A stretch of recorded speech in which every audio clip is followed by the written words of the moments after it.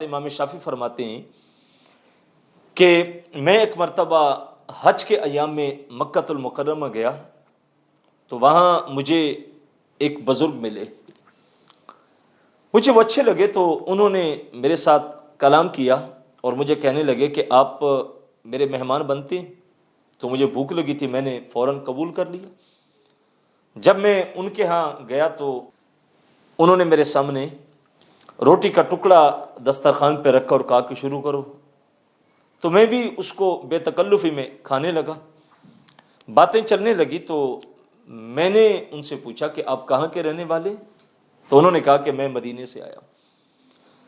तो मैंने हज़रत इमाम मालिक के बारे में उनसे कुछ सवालात किए।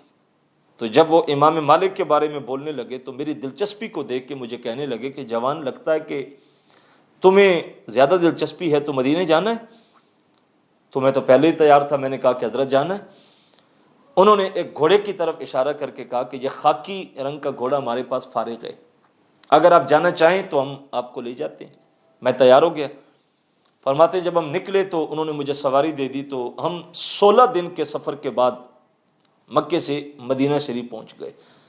और हज़रत इमाम शाफी फरमाते हैं कि 16 दिनों में मैंने दौरान सफ़र 16 कुरान मजीद ख़त्म की। हज के अय्याम में गए, सफ़र भी रहा और कुरान की तिलावत का मामूल भी रहा।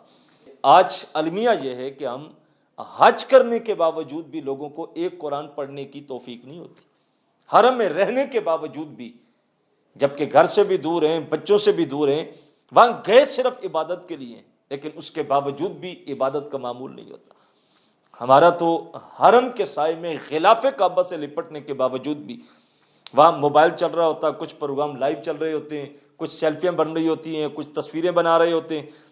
और हमारी ज़िंदगी के वो अहम तरीन दिन जिनके लिए हम दुआएं कर कर के अल्लाह से मांगते रहे, हमारे वो भी वहाँ जाके दुनिया की मशगूलियत में वो दिन भी वहाँ गुजर जाते हैं।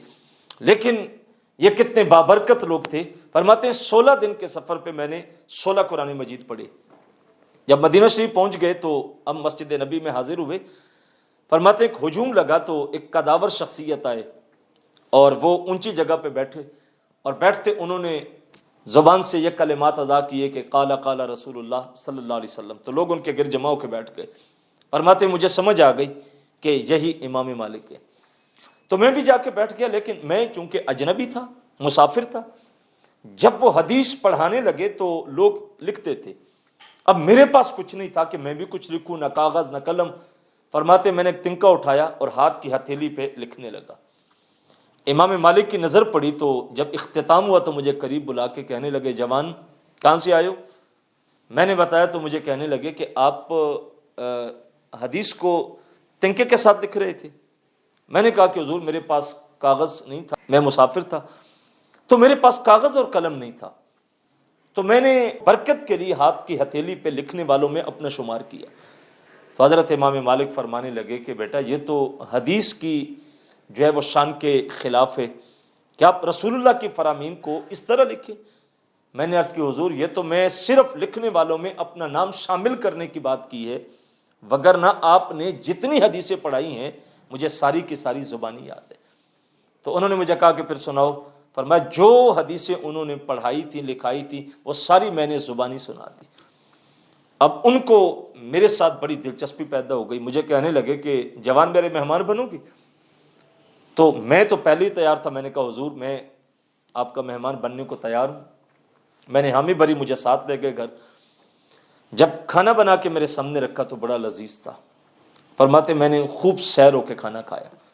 रात को उन्होंने मेरे पास पानी रखा और ख़ुद चले गए। जब सुबह हुई तो मैं उनके साथ नमाज फ़जर पढ़ने गया। जब नमाज पढ़ के वापस पलट के आए तो मुझे कहने लगे कि मेरी बेटियों को 2 शिकायतें आपसे।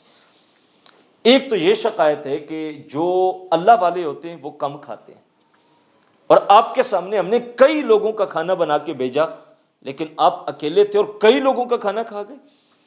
और दूसरा ये था कि हमने आपके पास पानी रखा कि आप रात को उठेंगे, इबादत करेंगे, आपने इतना पेट भर के खाना खाया और सुबह उठे तो आपके पास वो पानी उसी तरह पड़ा था।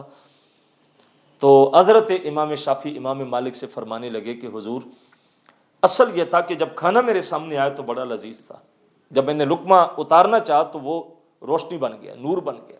میں نے کہا کہ مقدر میں ایسے کھانے ملتے ہیں، لہٰذا جتنا آیا میں اتنا کھا گیا۔ اور دوسری بات یہ کہ جب میں رات کو لیٹا تو مجھے نیند نہیں آ رہی تھی، اس کھانے کی برکت اتنی تھی، روشنی اتنی تھی کہ میرا اندر نور و نور ہو گیا۔